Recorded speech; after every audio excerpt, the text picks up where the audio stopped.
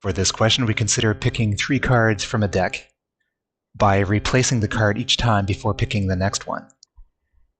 And we're asked for the probability that all 3 cards are kings. So in this situation, if we're replacing the card into the deck each time we draw 1 card, we have a full deck of 52 then. So the probability of drawing a king on each of the 3 draws is the same. And we can calculate this probability. In the deck, there are 4 kings, and there's a total of 52 cards.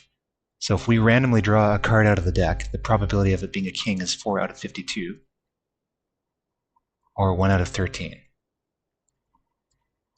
So now we have a situation where we have 3 trials, and on each trial there's a probability of success, or a probability of a king of 1 over 13.